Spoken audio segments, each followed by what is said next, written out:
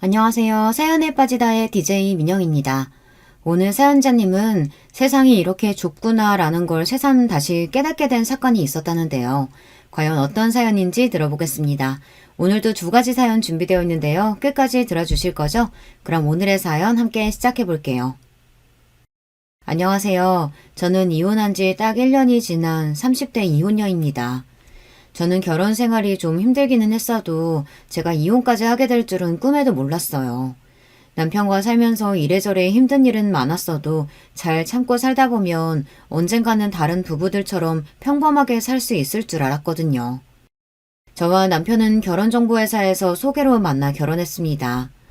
사실 저는 30이 다 될 때까지 전혀 결혼 생활이 없었는데 어머니가 30 전에는 무조건 결혼해야 한다고 자꾸만 부추기시는 바람에 얼렁뚱땅 선을 봐서 결혼을 했어요.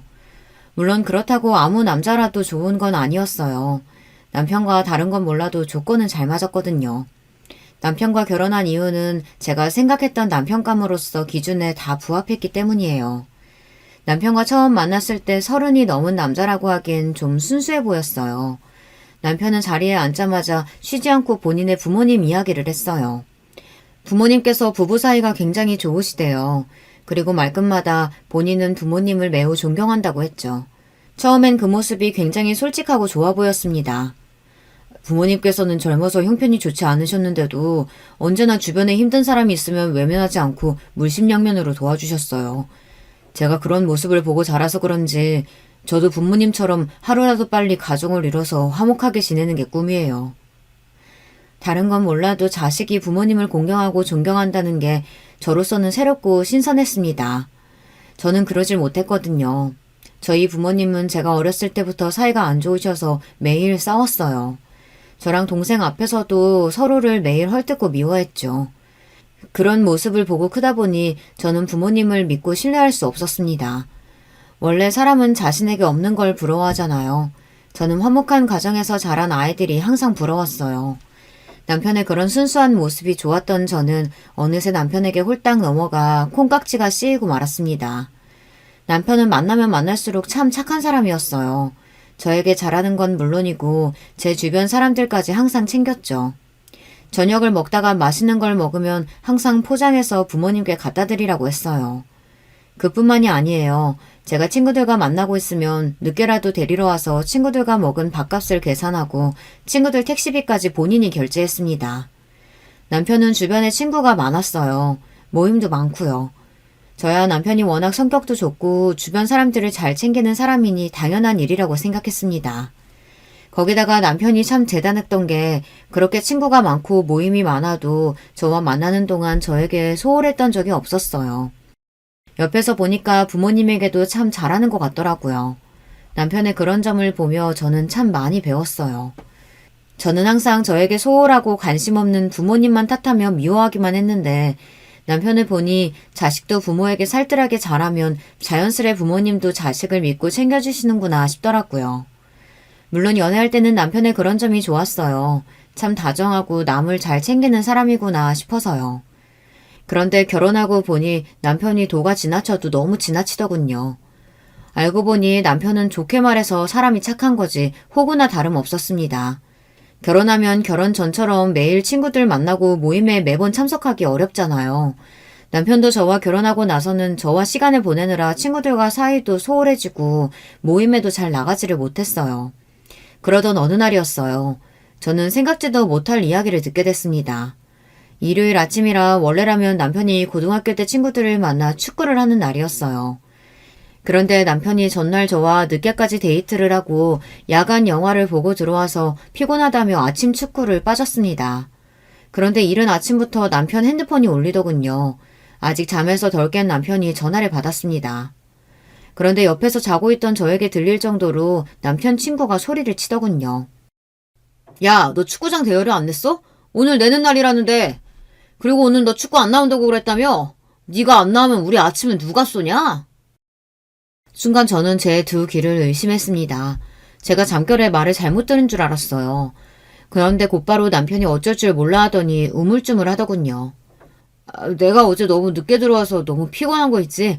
다음 주에 내가 가서 다 낼게.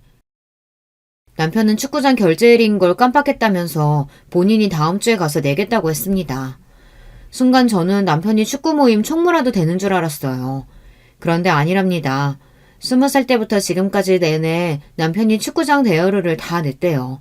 한 달에 50만 원이 넘는 돈을요. 다음 주에 와서 네가 내는 거야 당연한 거고 지금도 안 와서 우리 다 아침밥 굶고 집에 가게 생겼잖아. 내가 쪽팔리게 전화까지 해야겠냐? 오늘 안 나올 거면 내 통장으로 밥값 입금이라도 해라. 넉넉하게 보내. 네 덕분에 맛있는 거나 좀 먹게. 그 순간 저는 자리에서 벌떡 일어났습니다. 장난이라고 하기엔 남편의 반응도 이상하고 친구라는 놈의 말투도 이상했습니다. 사실 그전에도 몇 번 이해가 안 됐던 상황이 있었어요. 남편은 항상 친구들을 만나고 오면 특별한 일이 없어도 본인이 계산했습니다. 당시에는 좀 이상하다고 느끼기는 했는데 이제 보니 확실히 문제가 있는 것 같더군요. 그 와중에 더 화가 나는 건 남편의 태도였어요. 멍청한 남편은 덥석 알았다고 대답을 하고 전화를 끊더니만 정말 친구에게 돈을 송금하려고 했어요. 저는 순간 놀라서 남편의 핸드폰을 뺏었습니다. 방금 전화한 사람 누구야?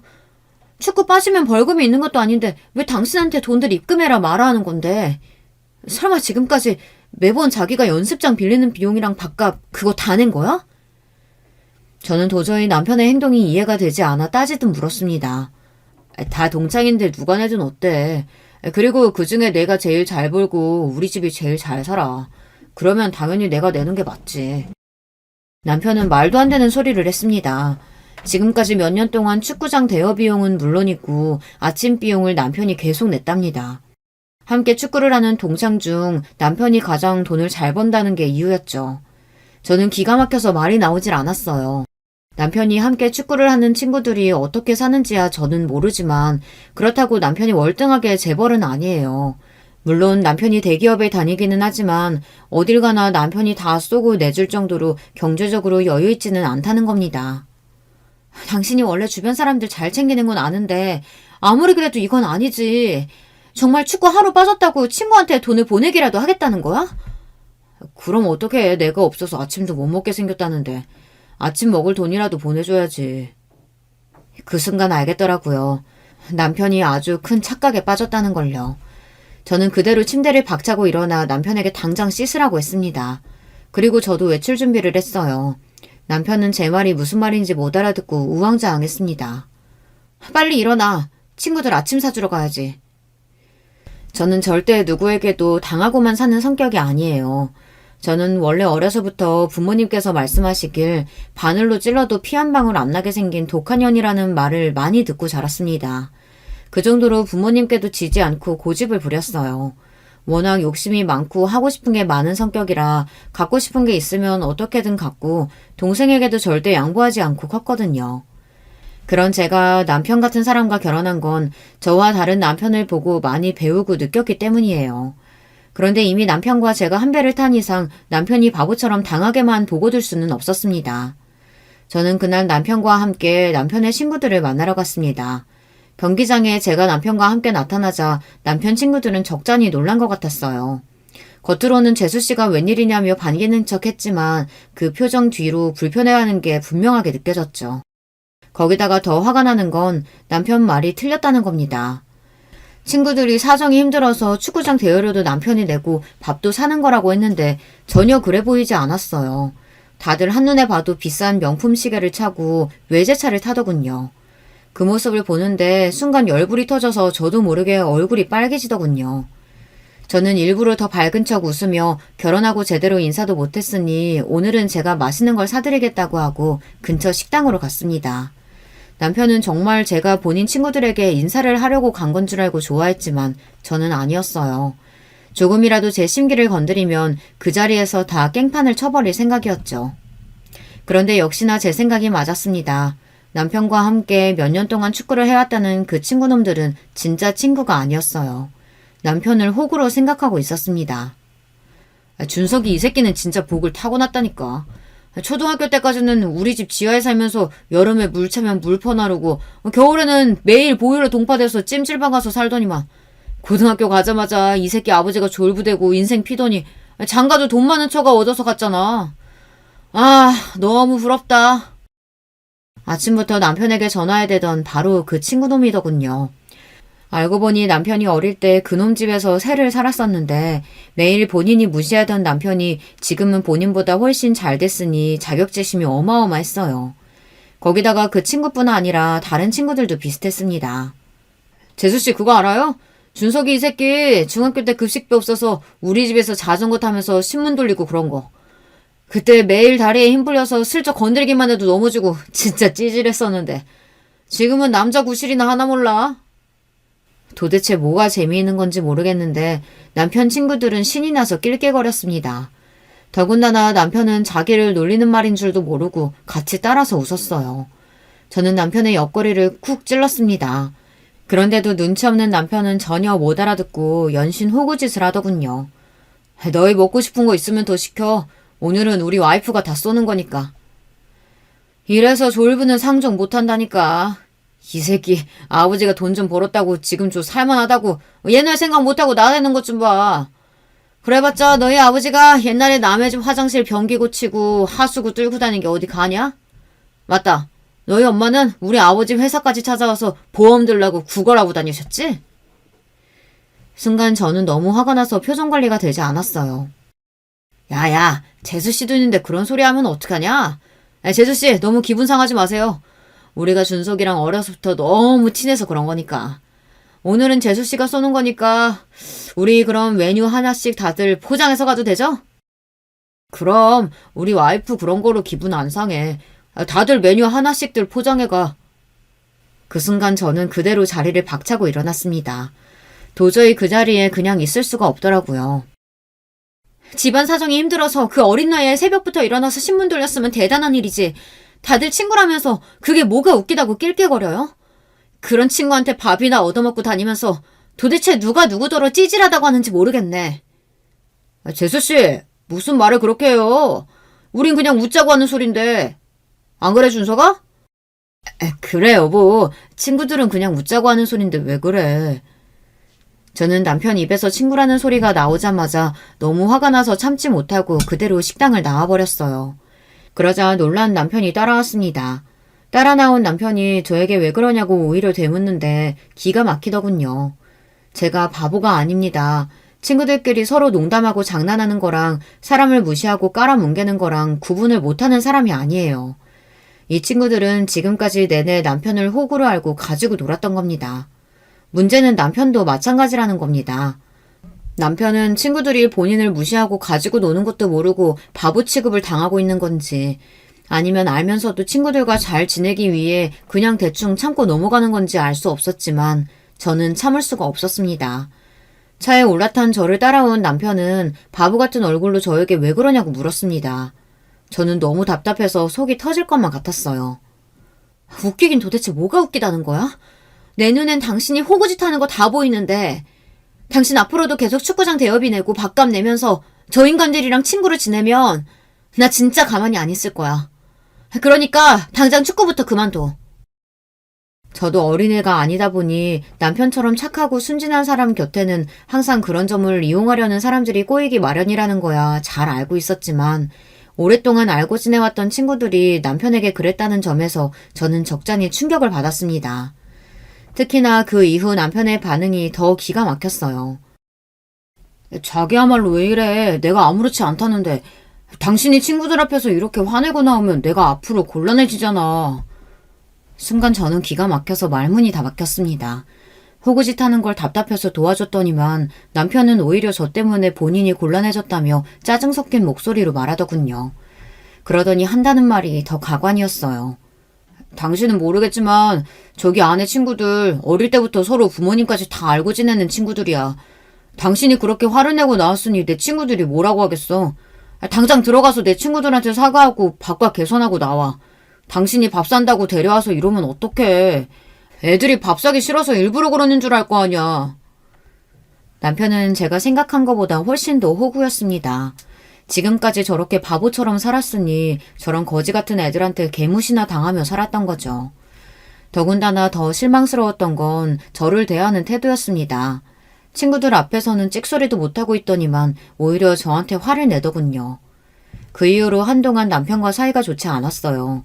그전까지는 남편이 착하고 좋은 사람이라고 생각해서 남편의 생각을 존중해 준 거였는데 남편의 실상을 알고 보니 저도 남편에게 실망스럽더라고요.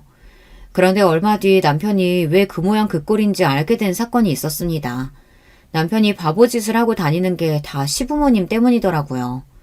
어느 날이었어요. 저는 출근해서 일하고 있었는데 남편에게 전화가 왔더라고요. 그때도 저랑 남편 사이가 풀리지 않았을 때라 저는 시큰둥하게 전화를 받았습니다. 그런데 남편 말이 시부모님께서 갑자기 시댁에 좀 오라고 하신다고 퇴근하고 시댁에 가자고 하더군요.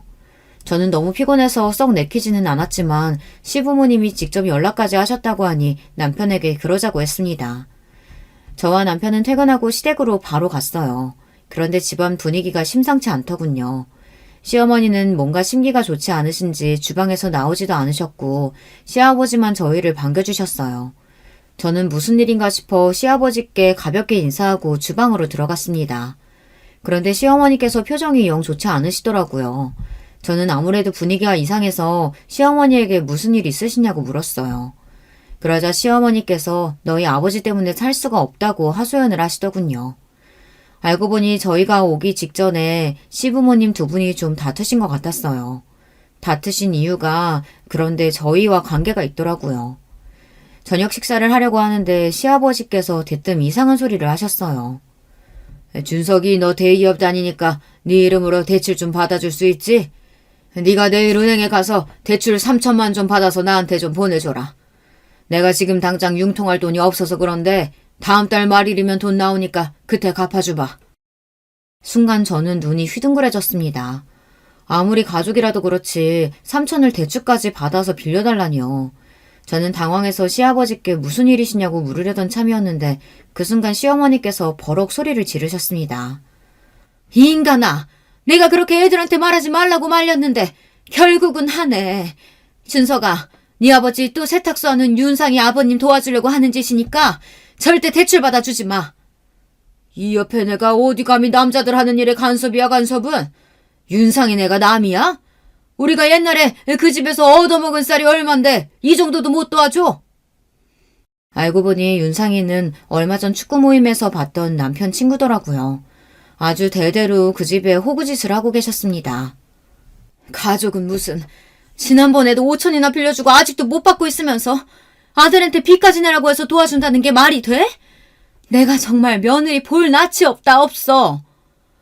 내가 이번 달에 수금이 늦어져서 그런 거지. 다음 달이면 그깟 3천만 드는 거 일도 아니야. 그때까지만 자식들한테 빌릴 수도 있지. 낯이 없긴 뭐가 없어. 윤상이 아버지면 당연히 도와드려야죠. 저 예금 들어가 있는 거 있으니까 그거 내일 찾아다가 드릴게요. 대출 받을 필요 없으니까 걱정하지 마세요. 역시 우리 아들 나를 닮아서 속이 넓다니까.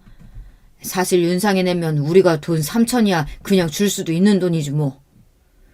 저는 순간 말문이 막혀서 말이 나오질 않았습니다. 남편이 말한 은행에 예금해둔 돈은 나중에 더 큰 집으로 이사하려고 저와 함께 모으는 돈이었어요. 엄연히 함께 모은 돈인데 그 돈을 저와 상의 한마디 없이 본인 마음대로 쓴다고 하니 저로서는 어이가 없더군요. 저는 그제야 알았습니다. 남편이 시아버지를 그대로 빼다 박았다는 걸요. 저는 고민하다 슬쩍 남편과 눈을 맞추고 이야기를 했습니다. 여보, 그 돈은 우리 내년에 이사 가려고 같이 모은 돈인데 상의도 없이 갑자기 그러면 어떡해. 사실 제가 근무하던 직장이 2, 3년에 한 번씩 근무지를 이동해야 하는 일이라 결혼할 때 집을 전세로 구했어요. 거기다가 현재 사는 전셋집 주인이 내년에 직접 들어와서 살 예정이라 저희는 내년에 무조건 이사를 해야 해요. 더군다나 저희 부부가 내년에는 아이도 가질 계획도 하고 있어서 내년에 이사할 때는 집을 사서 가기로 했습니다. 그래서 조금 빠듯하더라도 월급의 7, 80%를 저축하고 있었습니다. 그런데 그런 중요한 돈을 남편이 저와 상의도 없이 멋대로 쓰겠다고 하니 기가 막히더군요. 그런 와중에 제 말이 거슬렸는지 시아버지께서 나서서 제게 언성을 높이시더군요. 어허, 새아기 너 그렇게 안 봤는데 시부모님 있는 앞에서 남편한테 일일이 토달고 그러냐? 너희 친정에서 그렇게 가르치든? 그리고 내가 언제 너희 돈 떼먹는다 그랬어? 다음 달이면 내가 준다고 했잖아. 결혼 전 남편은 분명 저에게 시부모님 두 분 사이가 워낙 좋다고 했어요. 남편의 할머니 할아버지께서 돌아가시기 전까지 시어머니께서 모시고 살았는데 그때 시어머니께서 고생하신 게 고마워서 시아버지께서 시어머니에게 굉장히 잘하신다고 들었거든요. 그런데 막상 시아버지를 겪어보니 남편 말과는 달랐습니다. 시아버지는 저희 친정아버지보다 훨씬 더 고지식하고 남의 말은 아예 들을 생각도 안 했어요. 저는 걱정돼서 이야기를 한 것뿐인데 시아버지께서는 얼굴까지 빨개져서 목소리를 높이시니 저는 순간 너무 당황했어요. 이 인간아, 이제 하다 며느리한테 소리까지 질러? 세아가 미안하다. 이 사람이 원래 친구들 일이라면 이렇게 난리를 친다. 준석이 너도 절대 네 아버지한테 돈 줄 생각하지 마. 이 옆에 내가 어디 며느리 앞에서 자꾸 소리를 질러? 당신이 이러니까 새아기 이제도 감히 시아버지 앞에서 자기가 잘났다고 떠드는 거 아니야. 새아기, 너 내 말 잘 들어라. 네가 아무리 잘났어도 우리 집 며느리로 들어온 이상 나는 여자가 집에서 큰 소리 내는 꼴은 절대 못 본다. 저는 순간 고리적 드라마를 보는 줄 알았어요. 시아버지께서 여자가 집에서 큰 소리를 내는 꼴이라고 하시는데 저도 모르게 코웃음이 절로 나오더군요. 반면 시어머니는 제게 다가와 미안하다고 연신 사과를 하셨어요. 그리고는 속이 타시는지 연거푸 찬물을 꿀꺽꿀꺽 삼키셨습니다. 저도 얼굴이 뜨겁기는 마찬가지였죠. 아무리 가족이라고 해도 시댁인데 서로 얼굴을 붉히며 돈 이야기를 주고받는 게 보통 일이 아니더라고요. 시어머니는 제가 돌아갈 때까지 연신 제 손을 붙잡으면서 부탁 아닌 부탁을 하셨어요. 새아가, 너라도 바짝 정신 차려야 한다. 준석이 제가 다른 건 나무랄 데가 하나도 없는데 자기 아비를 닮아서 저렇게 오지랖만 넓어. 아차 하면 있는 거 없는 거 다 남한테 퍼준다니까. 저는 애써 시어머니 앞에서는 알겠다고 하고 돌아왔지만 마치 목구멍에 음식이 걸리기라도 한 것처럼 답답했습니다. 시어머니 말씀이 남편이 어릴 때부터 그랬대요. 어릴 때는 집도 못 살았었는데 시어머니께서 어렵게 좋은 잠바나 운동화를 사서 입혀 학교에 보내면 그날로 학교 애들한테 뺏기고 왔답니다. 시어머니가 답답해서 그 친구네 집에 쫓아가 잠바랑 운동화를 내놓으라고 하면 준석이가 먼저 가지라고 줬는데 왜 도로 뺏어가느냐고 했대요. 기가 찬 시어머니가 잠바며 운동화를 다시 찾아서 집에 오면 남편은 오히려 쪽팔리게 왜 그랬냐고 시어머니에게 따지며 울먹였답니다. 자기가 친하게 지내고 싶어서 맞춘 게 맞다고요. 저는 제 두 귀로 듣고도 남편을 이해할 수 없었어요. 얼마 전 보았던 남편 친구들이 했던 말이 맞았습니다. 남편은 찌질해도 너무 찌질했어요. 사실 시부모님은 남편이 고등학교에 가기 전까지도 굉장히 힘들게 사셨답니다. 시아버지는 손으로 할 수 있는 노동이라는 노동은 안 해본 게 없을 정도로 다 하셨고 시어머니도 남의 집에서 일도 하시고 보험이며 식당이며 안 해본 일이 없으시더라고요. 그러다가 시아버지께서 힘들게 모은 돈으로 사업을 시작하셨는데 그게 대박이 나서 몇 년 새 집도 사고 차도 사고 승승장구를 했답니다. 그런데 시어머니 말씀이 가족이며 친구들한테 돈만 안 뜯겼어도 지금보다는 훨씬 더 잘 살았을 거랍니다. 시아버지는 자기 핏줄만 챙기고 같이 사는 여자는 고생하든 말든 신경도 안 쓰는 전형적인 고지식한 할아버지였어요. 시아버지의 만행은 거기서 끝이 아니었어요. 시아버지는 정말로 남편에게 돈을 받아 윤상인지 뭔지 아는 남에게 줬습니다. 제가 남편과 싸우면서까지 말렸는데도 남편은 제 말을 들은 채도 안 했어요. 저는 순간 억울한 생각이 들었습니다. 남편에게 속았다는 느낌이 들었어요. 그로부터 얼마 뒤 제가 사람을 잘못 봐도 한참을 잘못 봤구나 싶었던 사건이 있었습니다. 알고 보니 결혼 전 제가 남편의 집안에 대해 알고 있던 조건이 달라도 너무 다르더라고요. 제가 남편을 만나기 전 결혼정보회사에서 전해 듣기로는 시아버지의 사업 규모가 직원 20명이 넘는 규모에 연 매출 100억 원 이상으로 알고 있었어요. 거기다가 15년 이상 운영해온 안정적인 회사라고 알고 있었죠. 그런데 실상을 알고 보니 시아버지가 운영하는 제조회사 앞으로 빚이 어마어마하더라고요. 시아버지가 돈 번을 거의 대출 이자로만 내고 있었어요. 제가 이런 사실을 알게 된 게 얼마 되지 않아요. 결혼하고 좀 이상했던 게 시아버지께서 사업을 하시는데도 시어머니께서 아직도 보험 판매 일을 하시더라고요. 제가 이상해서 남편에게 물었는데 남편 말로는 시어머니께서 워낙 젊을 때부터 쉬지 않고 일을 하신 분이라 집에 있으면 유독 답답해 하신답니다. 그래서 여전히 소일거리로 보험을 하는 거래요. 저는 남편 말을 철석같이 믿었습니다. 그런데 남편 말은 사실이 아니었어요. 제가 시댁에 잠깐 들릴 일이 있어 갔었는데 시어머니께서 시아버지와 싸우고 계시더라고요.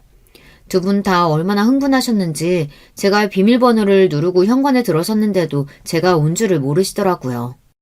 그 전에도 비슷한 상황을 종종 보기는 했는데 그날은 상황이 심각해 보였습니다. 말해봐야 당신이 내 말은 안 들으니까 나도 당신이 알아서 하겠거니 하고 지금까지 넘어갔는데 이제 더는 안 되겠어. 이러다가 우리 사는 집까지 다 경매로 넘어가게 생겼잖아. 어떡할 거야? 이 집까지 넘어가면 어떡할 거냐고! 이 옆에 내가 재수없는 소리를 하고 있어. 내 공장이 몇 평인데 그깟 몇 억을 못 갚을까봐 걱정을 해. 우선 시골에 땅 팔리는 대로 다 갚아줄 거니까 당신은 그 입 다물고 있어. 그 땅이 우리 땅이야? 고모들이 알면 가만히 안 있을 텐데 어쩌려고 그래? 어허, 내가 우리 집 장남인데 누가 뭐라 그래? 더군다나 내가 지금까지 누나들한테 해준 게 얼만데. 그 땅 좀 판다고 나한테 뭐라고 하면 내가 가만히 있을 줄 알아? 으이구, 평생 마누라한테는 생활비 10원 한 장 주지도 못하는 인간이 잘났다고 큰 소리는. 아휴, 내가 저 인간 때문에 제 명에 못 살지, 못 살아. 시부모님이 다투시는 소리를 듣다 저는 아무래도 들어가기 민망해서 그냥 그대로 시댁을 나와버렸습니다. 남편은 자기 부모님에 대해 제대로 모르는 게 확실했어요. 저런 모습을 보고도 본인 부모가 서로를 존중하고 위한다는 말이 나올지 모르겠습니다. 그날에서야 알았어요. 남편이 제게 한 말은 사실이 아니라는 걸요. 물론 결혼 전에는 시아버지 사업이 괜찮았을 수도 있어요. 하지만 지금은 아니었습니다. 더군다나 시어머니는 지금까지 살면서 시아버지에게 생활비 한 푼을 받아본 적이 없다고 하셨어요. 시어머니는 소일거리가 아니라 본인 생활비를 벌기 위해 보험 판매 일을 계속하고 계셨던 거죠. 저는 시어머니께서 화를 내며 하신 이야기 중 시댁 아파트가 경매에 넘어가게 생겼다는 말이 제일 신경 쓰였어요. 제가 알기로는 시부모님 재산이라고는 시아버지 회사와 공장, 그리고 현재 살고 계시는 30평대 아파트 하나 정도로 알고 있었는데 도대체 빚이 얼마면 고소까지 당하고 고작 10억 넘는 아파트까지 경매에 넘어가게 생긴 건지 걱정을 안 할 수가 없었어요. 저는 그날 집에 가자마자 남편에게 제가 시댁에서 들은 이야기를 했습니다. 아무래도 시아버지 사업에 문제가 있는 것 같다고요. 그런데 제 말에도 남편은 자꾸만 괜찮다고 하며 말을 돌렸습니다. 저는 남편의 태도가 너무 안일하다 싶었어요. 아무리 결혼해서 독립한 자식이라도 시아버지의 행동 하나하나에 시어머니께서 저렇게 힘들어하시는데 자식으로서 모르는 척 하는 게 맞는 건가 싶었죠. 시댁일이니까 나도 웬만하면 간섭 안 하려고 했는데 도저히 어머님이 불쌍해서 가만히 못 있겠어. 아버님은 평생 남한테는 몇 천씩 떡하니 빌려주시면서 어머님한테는 지금까지 생활비도 안 주시고 그 연세에 나가서 일하게 하는 게 말이 돼? 당신은 그런 어머님이 가엾지도 않아? 저는 진심이었어요. 시아버지가 평소에 얼마나 돈 있는 걸 자랑하시고 허세를 부리시는지 몰라요.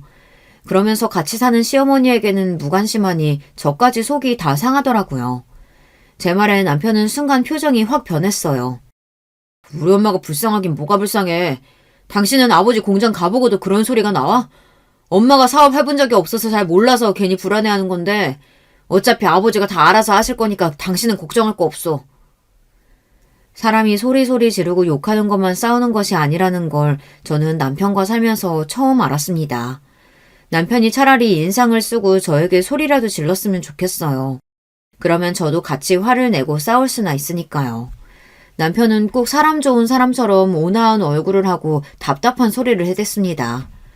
그런 얼굴을 보는 게 저는 천불이 나더라고요. 남편은 현실을 직시하지 못하고 자꾸만 제 앞에서 되지도 않는 자존심을 부렸습니다. 자기네 집은 전혀 문제가 없으니 걱정하지 말라는 소리만 했어요. 저는 아무래도 남편과 이야기를 해봐야 답이 나오지 않을 것 같아 이 답답한 마음을 해소하기 위해 시어머니와 둘이 따로 만났습니다. 시어머니에게는 둘이서만 데이트를 하자고 했어요. 저는 시어머니의 기분을 조금이나마 풀어드리고 싶어서 시어머니와 영화도 보고 맛집에도 갔습니다.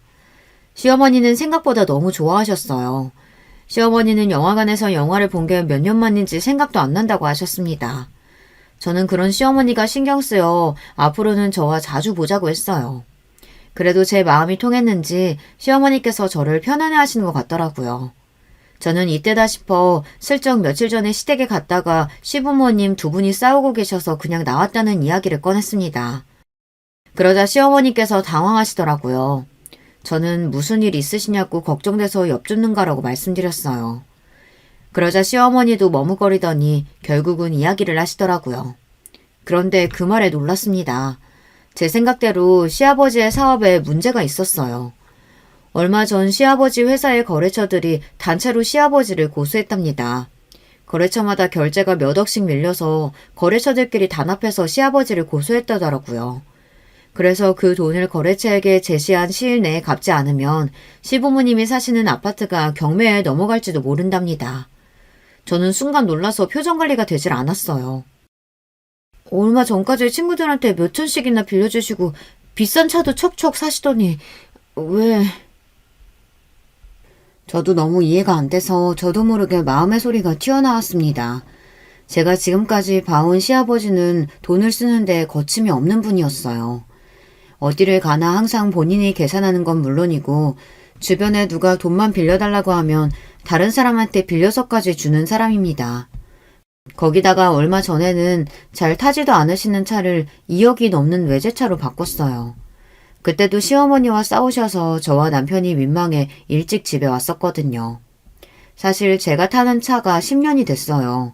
저희 친정아버지가 제가 대학생 때 집이 멀다고 사준 차였는데 저는 지금까지 그 차를 타고 있습니다.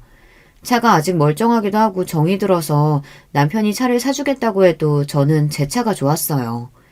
그런데 시아버지께서 매일 제 차만 보시면 그렇게 한 소리씩 하셨습니다. 너는 돈도 잘 버는 애가 왜 아직도 그 똥차를 타고 다니냐?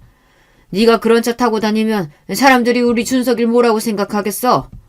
대기업 다니는 남편이 지만 외제차 타고 다니고 마누라는 똥차 타게 다니게 한다고 수군거릴 거 아니야.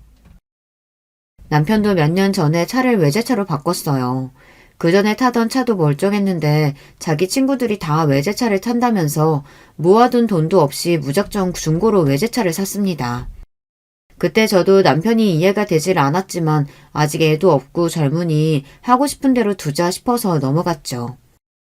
제 차가 오래되긴 했어도 워낙 잘 만든 차라 멀쩡해요. 정비소에서도 관리 잘해서 앞으로 3, 4년은 더 타도 괜찮다고 했고요. 너는 없이 큰 애도 아니면서 애가 참 궁상맞다.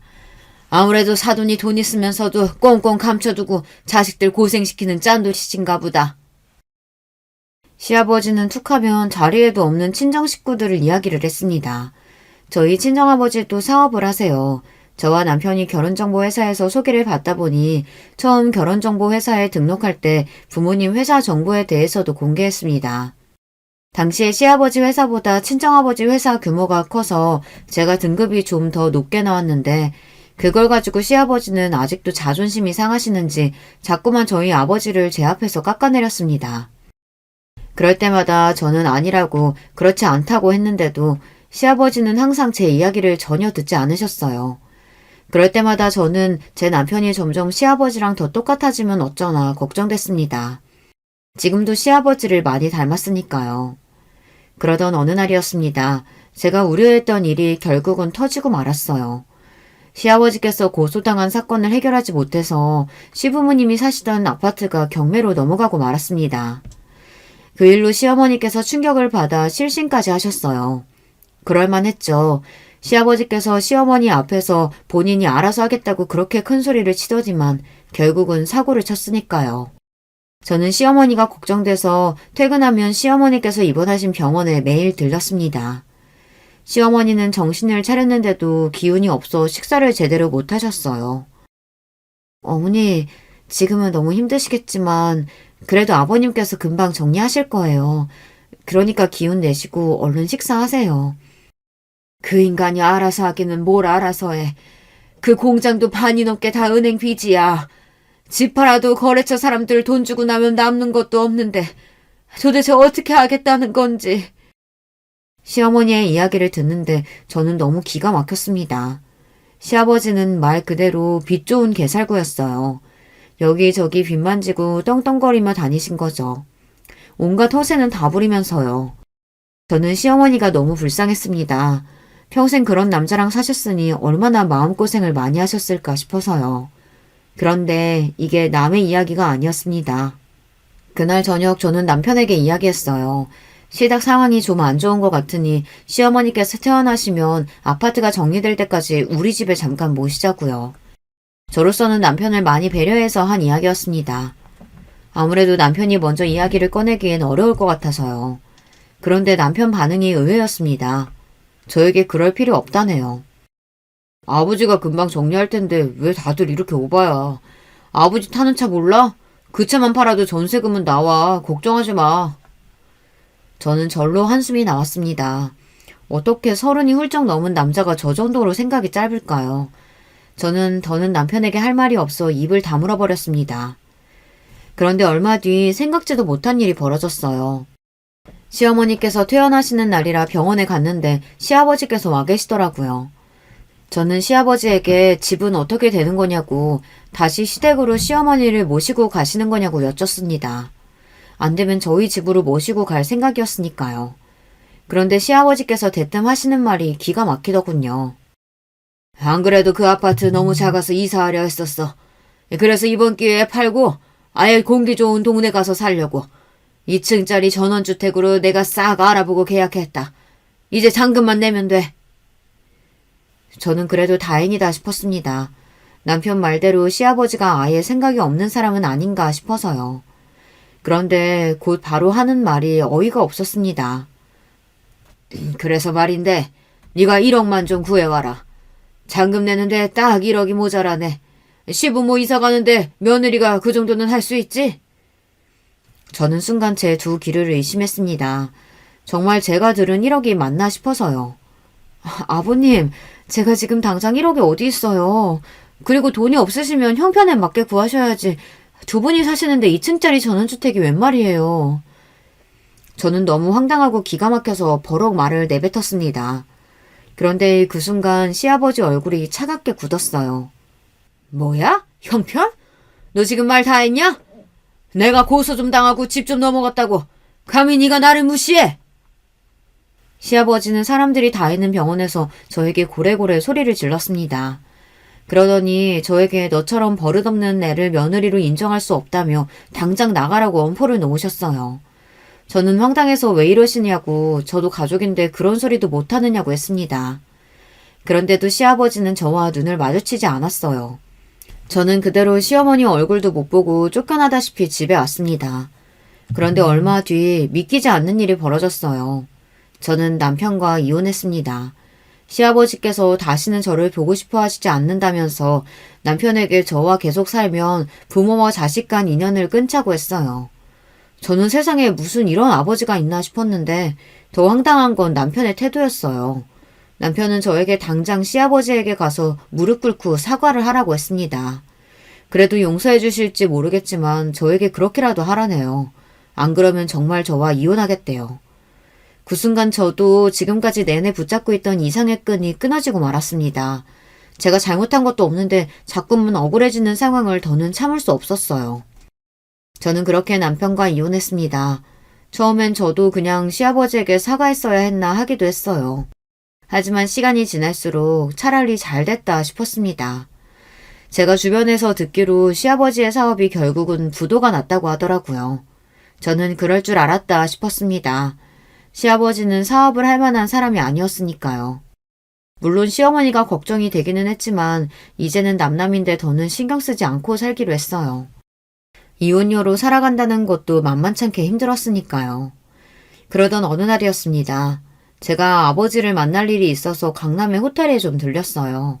마침 주말이라 그런지 호텔에 결혼식이 많아 호텔 안에 사람이 많더라고요.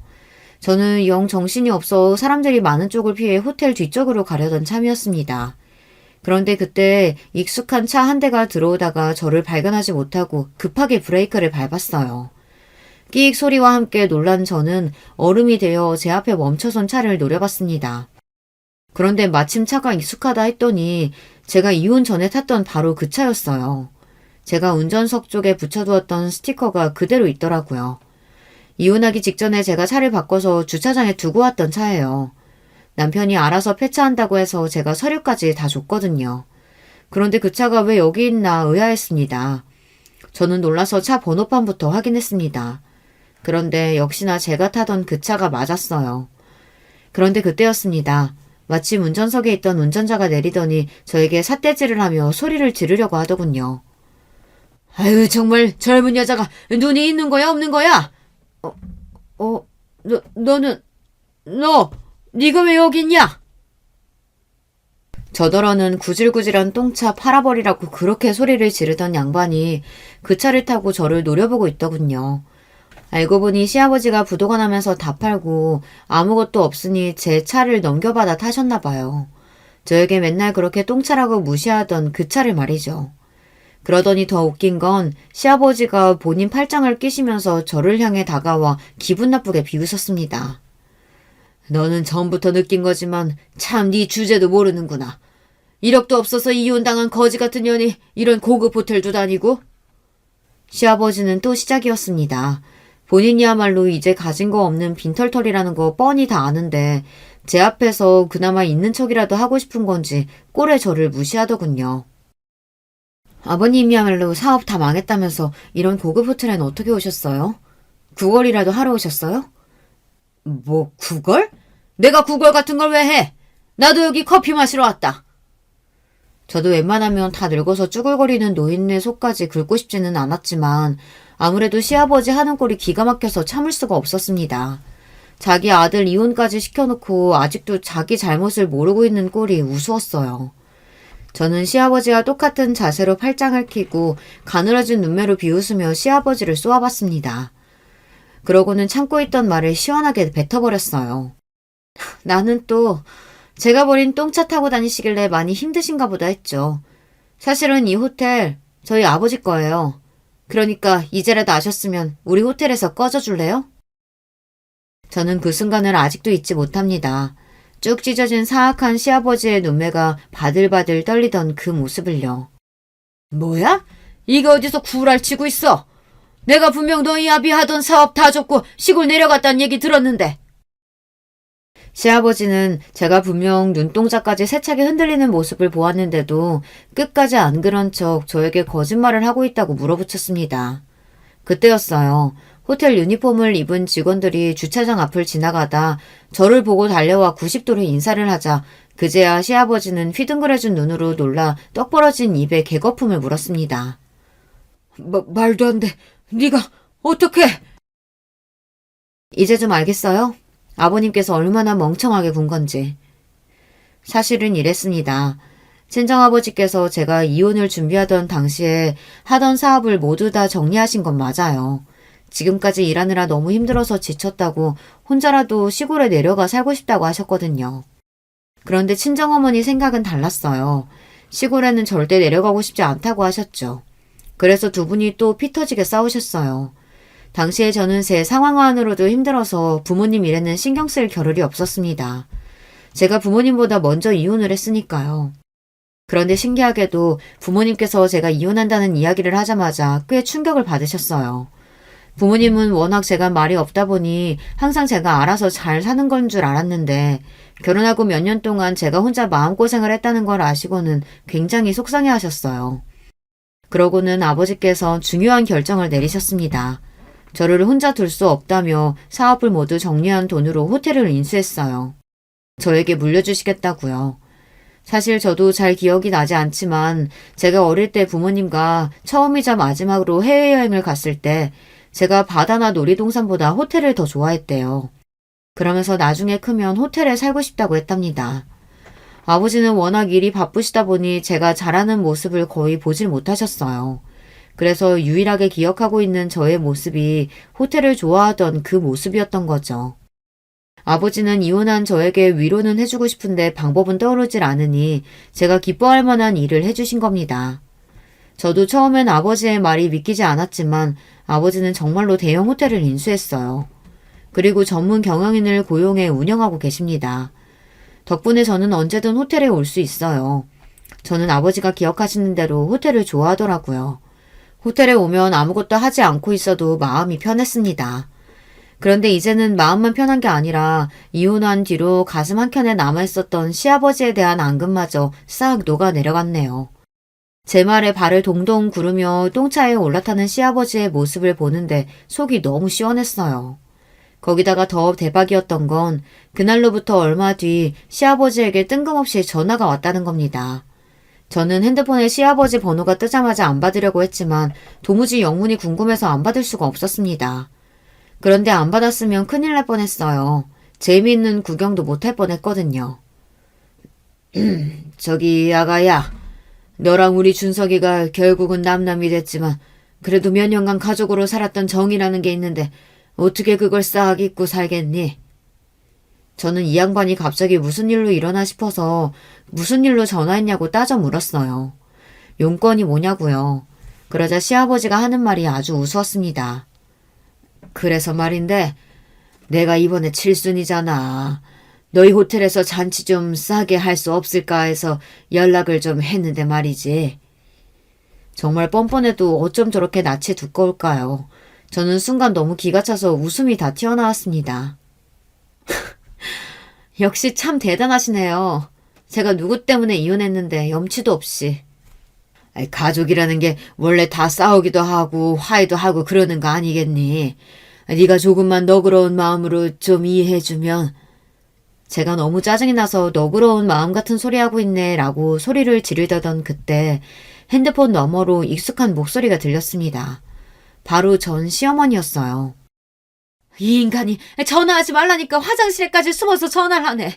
얘 아가, 전화 빨리 끊어라. 아무래도 이 인간 노망났나 보다. 전 시어머니의 목소리가 들리더니 전화는 끊어졌습니다. 시어머니는 여전하셨어요. 못난 시아버지 때문에 여전히 고생이 많으셨죠. 남편과 안 좋게 이혼했어도 가끔은 시어머니가 떠오르곤 했어요. 남편이나 시아버지야 지긋지긋했지만 시어머니에게는 감사한 일도 많았으니까요. 오랜만에 시어머니의 목소리를 들어서 그런지 순간 저도 모르게 추억에 잠기고 말았습니다. 심지어 아무리 이혼은 했어도 전 시아버지 칠순이라는데 아버지 호텔에 이야기해서 할인이라도 좀 해줄까 하는 생각까지 들더라고요. 제가 생각해도 어이가 없었어요. 호구 사기꾼이랑 몇 년을 살더니만 저까지 호구가 됐나 싶었죠. 인생이라는 게 참 이렇습니다.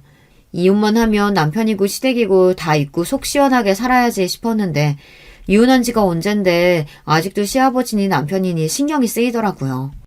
저도 이 정도면 병이에요, 병. 여러분께서 저에게 정신 똑바로 차리라고 단호하게 한 소리 좀 해주세요. 댓글 달아주시면 제가 하나하나 다 읽고 정신 바짝 차리겠습니다. 지금까지 저의 이야기 들어주셔서 감사해요. 여러분의 가정에는 항상 즐거운 일만 가득하시길 바라겠습니다. 여러분, 두 번째 사연 시작하기 전에 좋아요, 구독 꼭 눌러주실 거죠?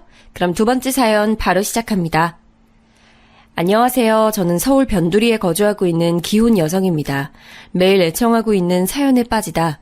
특히나 재미있는 사연을 들을 때면 저도 한 번쯤 제 얘기를 신청해보고 싶었는데 바로 오늘 하게 됐네요. 저는 연애 시절부터 워낙 남편하고 성격도 제법 잘 맞고 대화도 잘 통했기 때문에 그의 모친 되시는 제 시어머니께서 설마하니 그렇게 독특하신 분일 줄은 몰랐어요.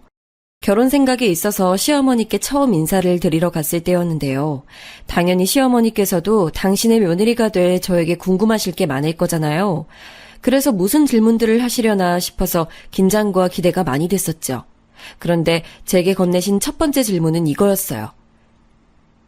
머시갱이 전문대학교라고요? 우리나라에 그런 허접한 곳도 참나. 세상에나 대학이랍시고 존재를 하고 있었단 말이에요? 네, 그러실 만도 하죠. 이름이 잘 알려진 대학은 아니니까요. 저도 고등학교 3학년 때 처음 이 대학을 알았던 것 같아요. 그렇구나. 아가씨는 사람이 참 특이하네. 어쩜 그런 곳을 나와가지고서는 대학을 나온 사람이라고 주변에 말을 당당하게 하고 살 수가 있었을까. 우리 혜진이는 우리나라 사람이라면 모르는 사람이 아무도 없는 유명한 대학교를 나와서요. 내가 이름 모를 전문대 나부랭이 쪽에는 영 지식이 없으니까 아가씨가 이해를 해줘요. 참 혜진이는 내 딸이에요. 네, 익히 들었습니다. 사실 통화도 한번 한 적 있어요. 목소리가 아주 차분하시더라고요. 아유, 사람 볼 줄 아네. 우리 혜진이가 차분하고 성실하고 우직하고 바르게 타고나는 거 따지면 아우 한도 끝도 없어요. 아, 가방끈이 용마땅치 않아서 잘난 사람 얘기는 혹시 듣기 불편한 거 아니죠? 제가 떨떠름하게 아니라며 고개를 저어드렸는데 그 후로 시어머니께서는 고삐 풀리신 것 마냥 저에게 오만 이야기를 다 늘어놓으시는 분으로 빠르게 변모하셨어요. 그래서 제가요 두고두고 후회를 했죠. 첫 단추를 잘 꿰써야 했는데 어리 빠져서는 어영부영 순간을 모면하려고 대충 맞장구를 쳐드렸더니 시어머니께서 저를 편하게 보셔도 너무 편하게 보시고 행동을 하셨거든요. 시어머니께서 꼭 언급하시는 대학 이야기가 있는데요. 배경 설명을 드리자면 우선 저는 경기도에 있는 전문대를 나왔어요. 제 남편은 서울 소재의 4년제 대학을 나왔는데 어지간히 대학에 관심 있지 않은 다음에야 그 대학 이름을 정확히 모르시는 분들이 더 많을 곳이에요. 이런 저희 부부와는 다르게 국내 최고라고 할 수 있는 간판 명문대 3곳 중에 한 곳을 나온 사람이 있었으니 바로 제 시누이였어요. 남편보다 3살 어리고 저보다는 2살 어린 제 시누이는 고려대학교에서 경영학을 전공했습니다. 명문대 다니는 시누이는 시어머니의 가장 큰 자랑이었다고 하네요. 우리 혜진이가 따로 과외 한 번을 안 받고 혼자서 고려대를 들어간 거야.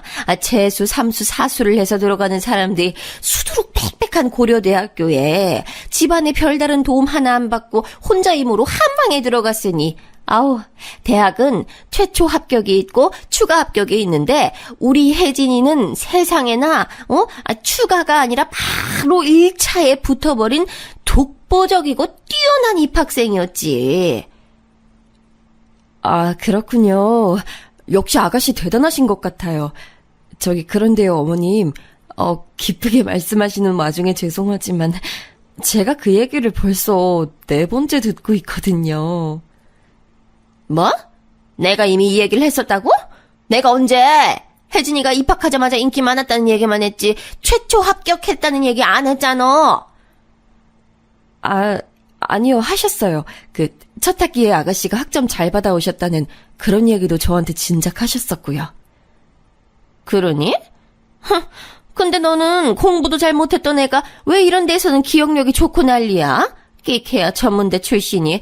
우리 혜진이 얘기 좀 더 하고 싶은데 네가 초를 딱 쳐버리니까 내가 김이 빠지네. 예, 넌 앞으로 분위기 좀 읽어야겠다. 학교 다닐 때 교과서 안 읽던 솜씨를 이런 식으로 발휘하면 네 시어머니인 내가 난감해져. 아주 황당한 말씀을 나름의 언어 유희랍시고 하시던 시어머니 앞에서 저는 어이가 없었죠. 사람이 너무 당황하면 말문부터 막힌다는 것을 저는 시어머니를 통해서 처음 알게 됐던 것 같아요. 항상 말씀마다 우리 혜진이를 달고 사셔서 왜 저렇게 딸 사랑이 지극하신 것인지 의문이었는데 시누이가 명문대에 떡하니 합격했던 시기에 비밀이 담겨 있었더라고요. 저에게 왕래하는 시어머니는 계시지만 시아버지는 계시다고 할 수가 없었는데 그 이유가 시부모님께서는 이혼을 하셨습니다. 저하고 연애할 때 남편이 종종 그런 얘기를 했었어요. 자기는 나중에 결혼하고 아이 낳고 가정을 꾸리고 나면 무조건 처자식에게만 충성하면서 집중하는 가장이 되고 말 것이라고요. 거의 스스로에게 주문을 걸듯이 그런 포부를 밝히길래 혹시 이유가 있는지 궁금했지만 남편은 함구했었는데 저희가 결혼을 진행하게 되면서 그때 제게 밝혔어요. 우리 부모님이 이혼하신 건 너도 알고 있겠지만 사실 그게 단순한 성격 차이 때문이 아니었어. 아버지께서는 내가 중학생이던 때부터 상습적으로 바람을 피우셨어. 그 때문에 엄마는 스트레스를 너무 많이 받으셔서 한 번은 길에서 쓰러지신 적도 있을 정도였어. 그게 정말이야? 아니, 어떻게 바람을 피워대셨으면 상습적이었다고 하는 거야? 듣기만 해도 속이 갑갑해진다. 차라리 진작에 이혼을 하시지.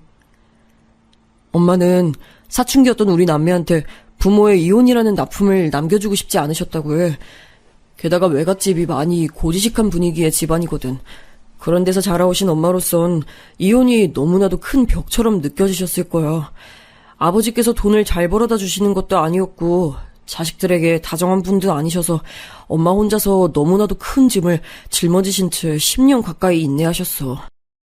난 그래서 아버지만 생각하면 화가 나고 엄마만 생각하면 그 곁을 보필해드리지 못했던 내 자신에 대해 화가 나서 너무 죄송한 마음이 들어. 저는 상견례장 그리고 결혼식장에서 딱 2차례 시아버지를 뵀는데요. 외모만 보면 너무 멀쩡하고 풍채가 좋으셔서 상습적으로 질 나쁜 바람을 피우신 분 같아 보이지 않았기에 속으로 살짝 소름이 돋았어요.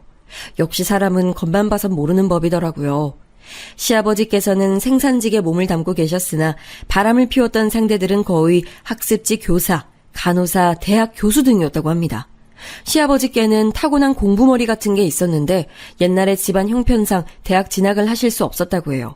그래서 당신이 채우지 못한 학업적인 열망을 바람 피우는 상대를 통해 혹시 채우고 계셨던 걸까 하는 묘한 짐작이 섰습니다.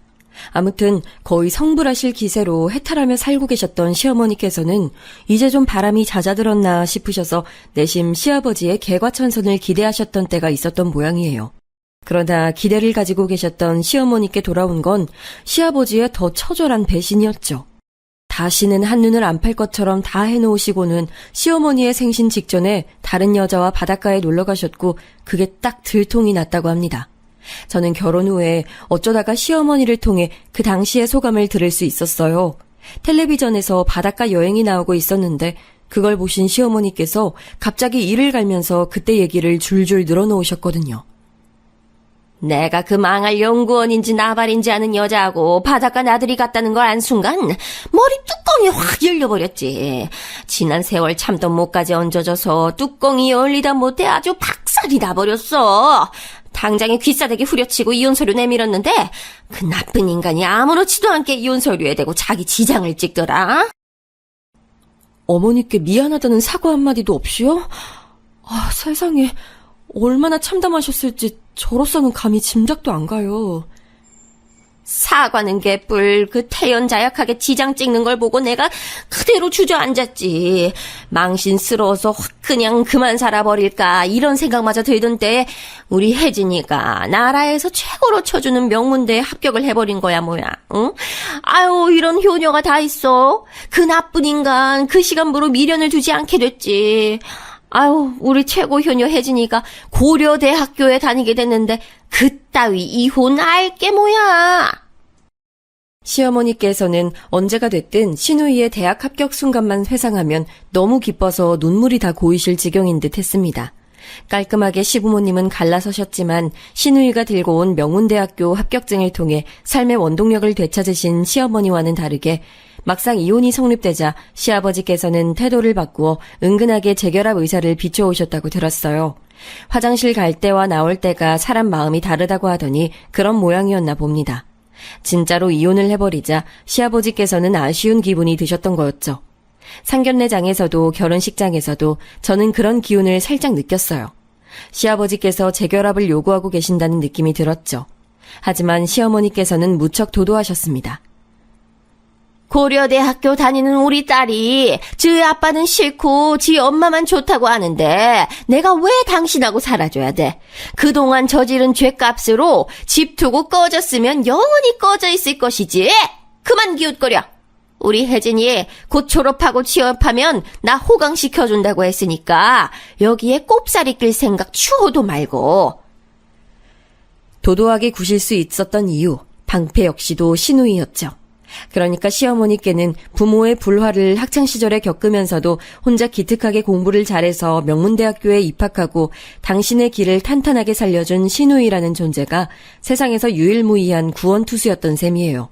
그리고 시아버지께서는 고등학교까지 나오셨지만 시어머니께서는 중학교 졸업이 최종 학력이셨답니다. 중학교 다니실 때 하필 집안에 어려운 일이 줄줄이 터져서 형제들 중에서 딱 시어머니 혼자만 고등학교 진학을 못한 경우가 됐다고 해요. 사회생활부터 일찍 하시면서 살다 보니 학력을 뒤늦게 따낼 필요성을 못 느끼셔서 세월이 흘러버렸고 나이가 들고 나자 다시 공부를 해서 검정고시를 보신다는 게 점점 엄두가 안 나게 되셨지요. 그런 시어머니의 내면에는 학벌 콤플렉스, 집안에서 당신 혼자 중졸이라는 것에 대한 억울함 등이 오랜 세월 뒤섞여 있었고요. 시아버지의 외도로 심신이 오래 지쳐 계셨던 시어머니는 신우이의 명문대 합격 하나로 그 모든 것에 대한 해결을 해내신 게 틀림없었습니다. 그러거나 말거나 단면만 보자면 제가 영향을 받을 건덕지는 없어 보였어요. 결혼하기 전까지는 그랬죠. 그런데 결혼하고 나니까 시어머니께서 저를 틈만 나면 앉혀놓으시고 우리 혜진이 타령을 해대시니 저도 슬슬 사람인지라 귀에 진물이 나는 것 같아졌습니다. 시어머니께서는 가까운 지인이 몇 없으셨어요. 어디 가서 딸 자랑을 늘어놓으실 때가 마땅치 않으니까 저에게 자꾸만 말씀을 하셨던 거예요. 하셨던 말씀을 또 하고 또 하고 결혼한 후에 2세 계획도 바로 있었고 해서 회사로 출퇴근 안 하고 간단하게 재택근무로 일을 하고 있었는데 저를 찾아오시거나 부르시거나 무조건 둘 중 하나를 해내시는 시어머니 때문에 너무 스트레스를 받았어요. 제 본심에 맞춰서 행동하기엔 저의 소심한 성정이 제 발목을 잡았어요. 게다가 남에게 싫은 소리, 나쁜 소리 하면서 기분 좋아지는 사람은 없잖아요. 저도 그랬죠. 이왕이면 나쁘게 말씀드리고 싶지 않으니까 빙빙 애둘러서 말씀드리게 됐고 그게 시어머니께는 전혀 안 통해서 저를 계속 붙잡고 이러쿵저러쿵 떠드시는 게 계속됐죠. 제가 인내심을 꾹 붙잡고 버티던 어느 날이었어요. 참외 3개를 가지고 시어머니께서 또 예고 없이 불쑥 저희 신혼집을 방문하셨습니다. 예, 넌 집에 있었으면 불이나 캐 나와봐야지. 네 시애미가 왔는데도 어쩜 그렇게 건석으로 맞이하냐?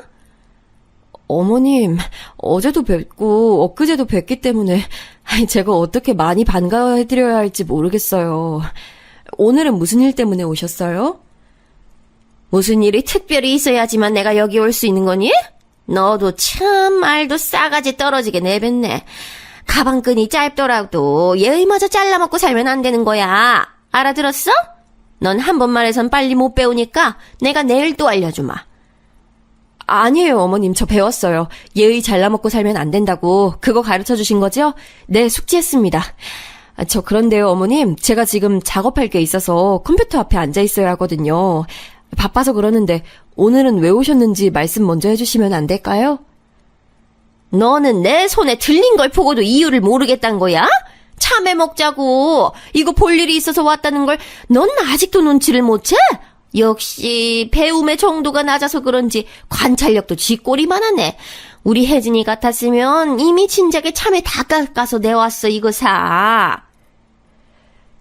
그때 정말 제 인내심이 흔들리더라고요. 남편이 하도 제게 세상에서 가장 불쌍한 우리 엄마라는 식으로 말을 많이 해놨던지라 저도 웬만하면 갸륵한 마음으로 시어머니를 대해드리려고 노력 많이 했거든요. 시아버지 때문에 가슴앓이를 하고 사셨다는 것이 같은 여자로서도 너무 측은하고 가슴 아프기도 했고요. 그런데 이런 저를 시어머니께서는 자꾸만 손수 흔들어 대시며 제 인내심을 갉아드셨어요.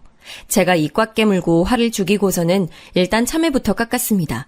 얼른 깎아드리고 저는 컴퓨터 앞으로 갈 생각이었어요. 속으로는 다 드시면 가겠지 싶었네요. 그런데 제가 깎은 참외를 보시더니 시어머니께서 갑자기 제 이마에 꿀밤을 꽝 하고 먹이시는 게 아니겠어요. 저는 참외 껍질 정리하다 말고 갑자기 눈앞에 별이 보여서 혼비백산했습니다. 아, 지금 저 주먹으로 때리신 거예요, 어머님? 갑자기 사람 머리는 대체 왜 때리셨어요? 때리다니 머리통 안에 뇌가 들었나 안 들었나 그거 확인하려고 톡톡 두드려 본 거야. 수박이 잘 익었나 안 익었나 보려면 겉을 두드려 봐야 하잖니. 그런 맥락이야. 어머님, 사람 머리인데 당연히 안에 뇌가 들었겠죠. 저 학교 다닐 때 선생님한테 말고는 한 번도 머리 이렇게 맞아본 적 없는데 솔직히 아픈 것보다도 너무 심정이 복잡해요. 저 지금 어머님 더 못 보겠어요. 이만 가주셨으면 해요. 아이, 참외를 개발세발로 깎아놓은 꼬라지 보니까 뇌가 들었는지 의심이 되는 것을 그럼 나보고 어떡하란 소리야? 너 어디 애호박 써니? 세상 천지에 누가 참외를 통통통거리며 잘라? 세로로 반듯하게 잘라야지. 아이, 우리 혜진이 같았으면 참외 하나도 센스 있게 잘랐을 텐데. 아우, 하여간에 하나부터 10까지 너무 비교되는 게 많아서 감당이 안 돼. 그쯤 되니까 참는 쪽이 호구며 등신이 되는 것 같아졌어요. 시어머니께서 불안정했던 심신의 위로를 시누이를 통해 받으신 만큼 거의 병적으로 우리 혜진이가 가장 잘났다는 것에 집착하시면서 저와의 비교를 통해 자꾸만 확인받고 싶으신 것까지는 저도 이해가 갔어요. 하지만 이해가 간다고 해서 납득이 되는 건 아니었죠. 제가 얼굴에서 표정을 싹 지운 채로 시어머니를 똑바로 쳐다보며 조용히 말씀드렸습니다. 어머님, 아가씨에게 결혼할 사람 생겼다면서요. 꼭 그 상대가 아니더라도 아가씨는 결혼을 하시겠죠? 한번 생각을 해보세요. 아가씨가 결혼해서 시어머니에게 머리 맞고 잔소리 폭탄 맞으면서 기 못 펴고 사는 며느리가 되면 좋으시겠어요? 그걸 원하시는 거예요? 뭐? 너 지금 제정신이야? 우리 혜진이가 얼마나 찬란 인재고 인물인데 그딴 취급당한다는 거야. 말도 안 되지. 결혼해서 우리 혜진이가 그런 이상한 시어머니 만난다니. 그럼 나는 그 결혼 절대 못 시켜. 다행히 상식은 있으셨네요. 어머님, 방금 느끼신 감정, 머릿속에 드신 생각, 그게 바로 제 현재를 보며 제 친정 식구들이 품을 만한 감정이고 생각이에요.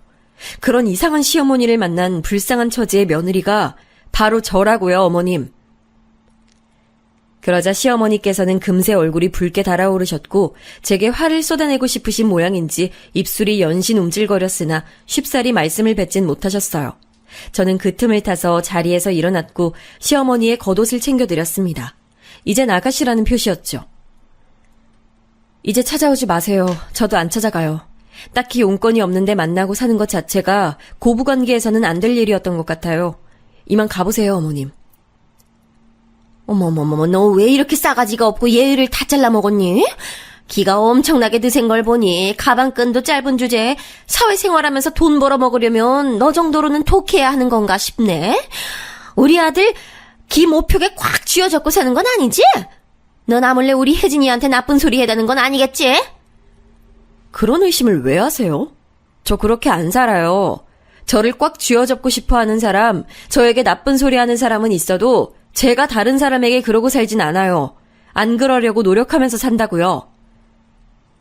지금 너에게 그러는 사람이 바로 나란 얘기하고 싶은 거야? 이런 맹랑하고 건방진 걸 보았나? 내가 너한테 얼마나 친근하게 잘 대해주고 챙겨주고 아껴주고 다 했는데 넌 은혜를 원수로 갚는구나. 너 같은 무식한 며느리를 내가 드리는 게 아니었는데 아우 원통하다 원통해. 원통하게 해드려서 죄송해요, 어머님. 제가 멀린 못 나가요. 알아서 살펴가세요. 말씀드렸다시피 제가 지금 좀 바빠서요.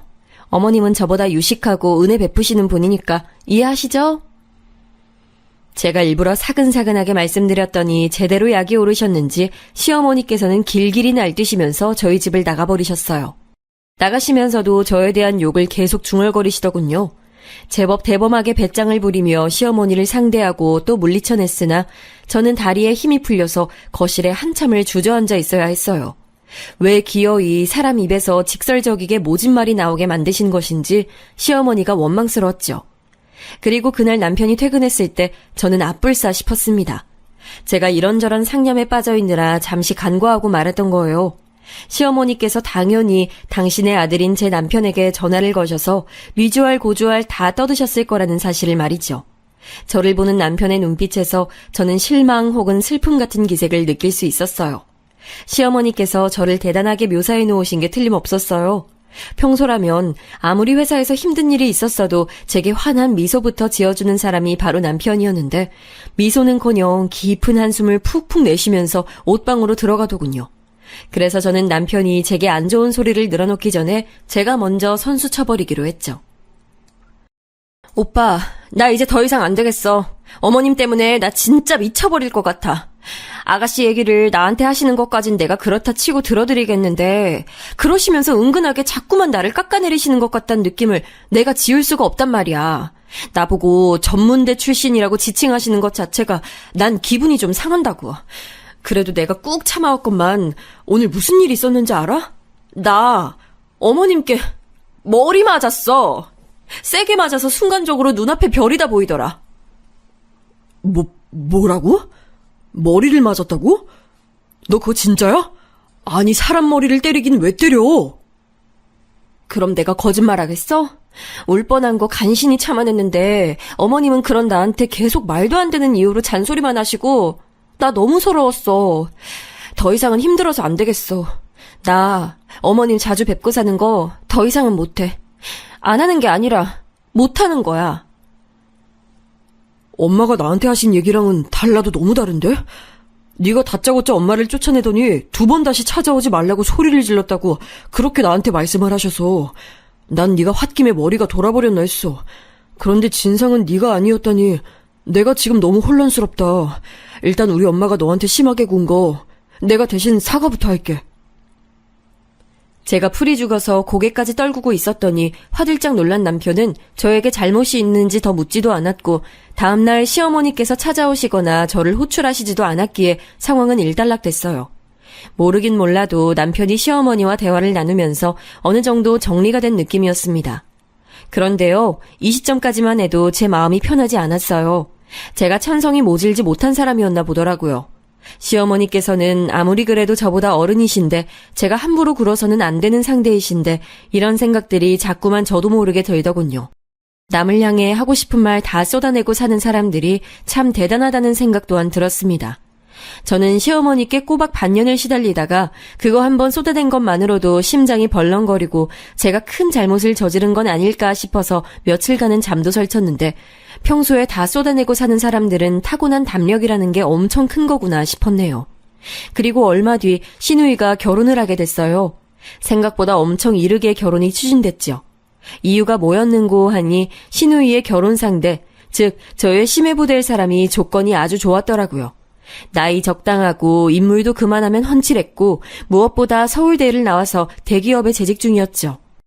저는 결혼 전부터 제가 잘 겪어보지 못했으나 시누이가 되게 평범하고 무난하고 좀 조용한 스타일이라고 생각을 해왔는데요.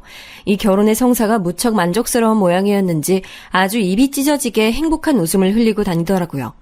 그렇게 활발한 사람인 줄을 그때 처음 알았네요. 너무 격양되어 있던 탓이었을까요? 시누이는 그동안 저와는 별로 접점도 없었으면서 오랜만에 저를 보자마자 이런 경솔한 말을 날리더라고요. 이제 와서 하는 얘기지만 제가 솔직히 말해서 취업이 좀 망했다고 생각하면서 일을 다녔거든요. 그런데 모든 조건에서 뛰어난 남자하고 알콩달콩 연애하다가 결혼까지 금세 골인을 하다니 이건 취업 잘한 것보다 100배, 1000배는 뛰어난 성과 같아요. 언니가 보시기에도 그렇죠. 아, 언니는 본인도 안 뛰어나시고 배우자 역시도 안 뛰어나니까 저에게 공감을 하실 수가 없겠군요. 죄송해요. 제가 배려가 좀 부족했어요. 저기요, 아가씨. 저는 그렇다 치고요. 결혼하신 그 배우자라는 존재가 본인의 오빠라는 건 인정하고 얘기를 하신 거 맞죠? 꼭 그렇게 안 짚어주셔도 되는데요. 언니는 이상한 데서 집요하신 스타일인가 봐요. 왜 저희 엄마랑 싸웠다고 하는지 알 것 같아요.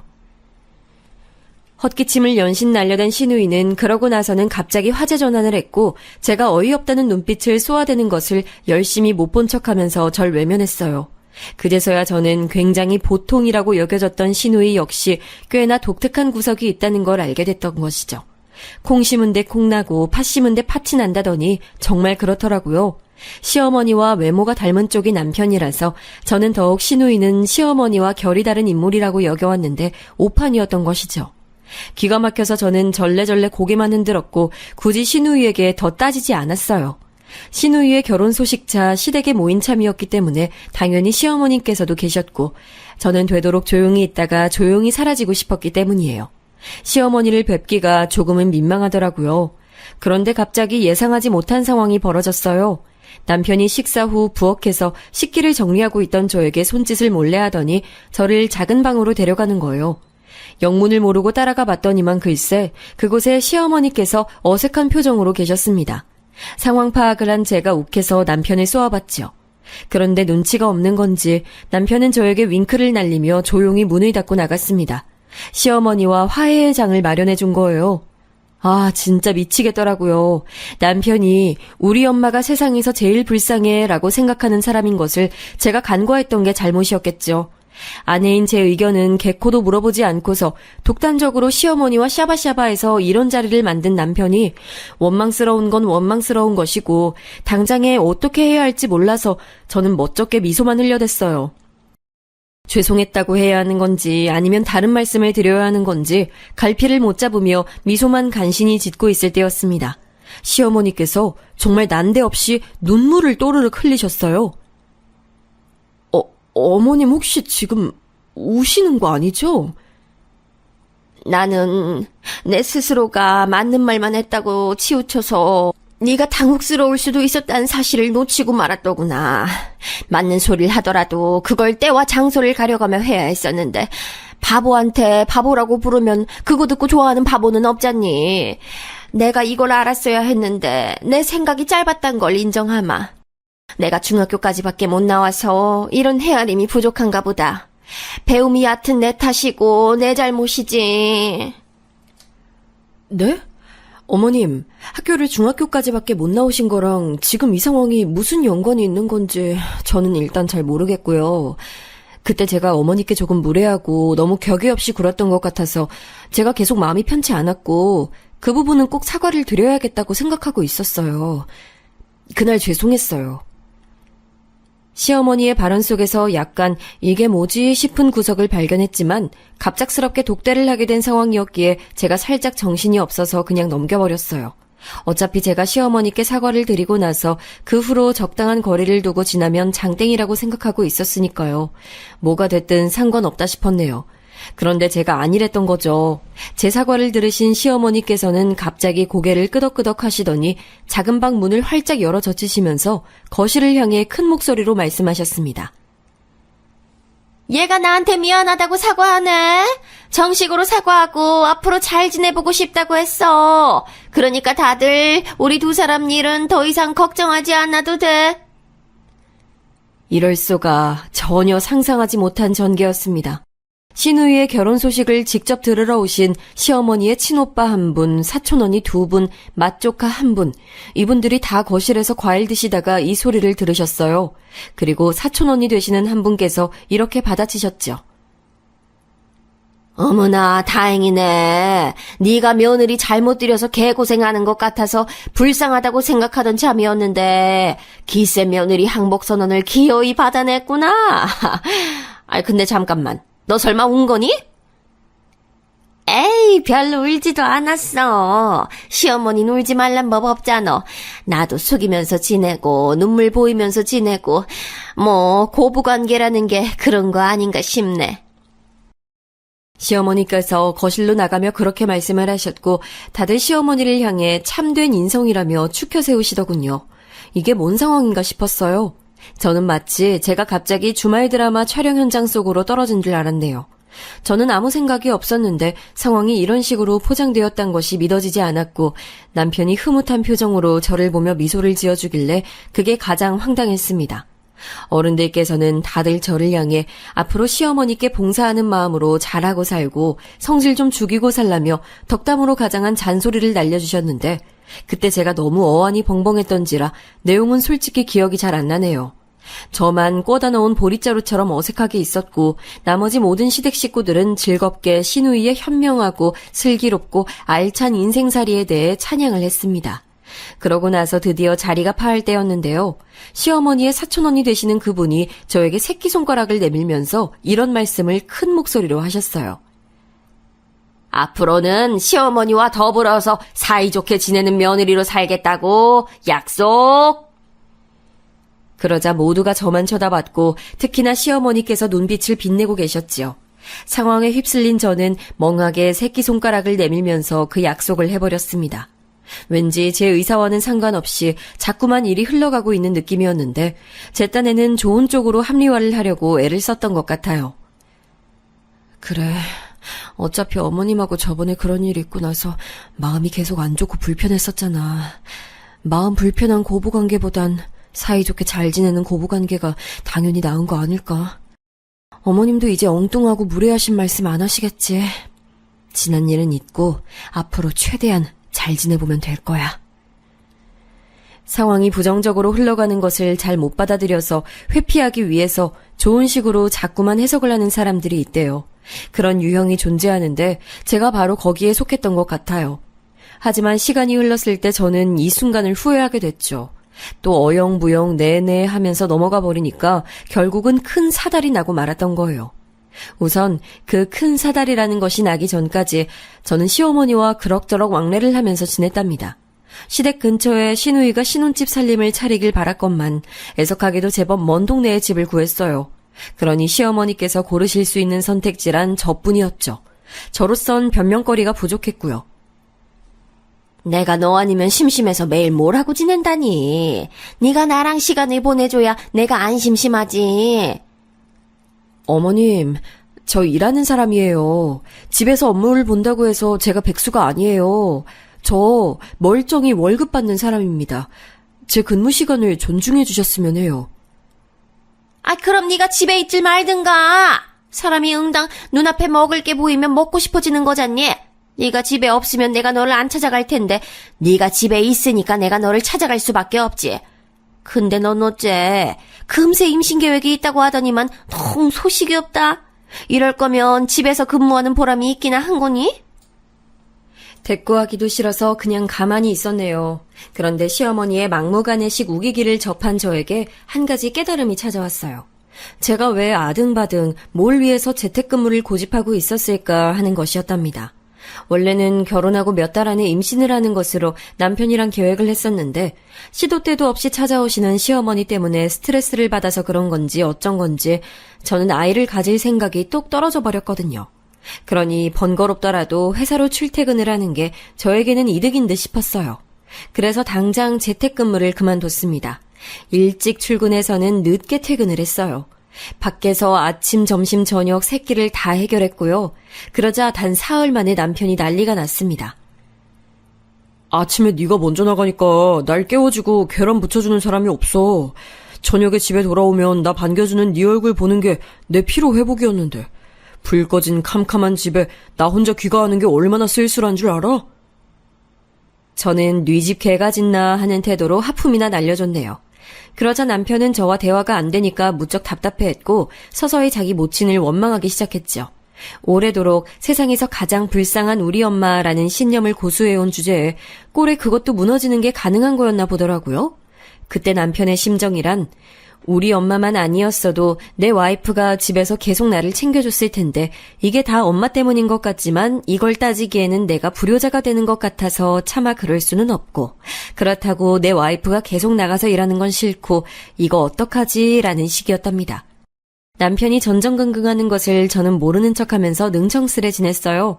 제가 먼저 이야기를 꺼내주길 남편은 기다리는 눈치였지만 제가 그런 걸 감지 못하는 척 한 것이었죠. 제가 평일에 하루 종일 밖에 있다가 귀가하고 주말에는 이런저런 약속 핑계로 외출을 하자 시어머니께서는 도저히 저에게 파고들 틈을 못 찾으셨답니다. 저에게 전화를 초반엔 자꾸 하셨는데 제가 일 때문에 통화 못한다는 핑계로 안 받았어요.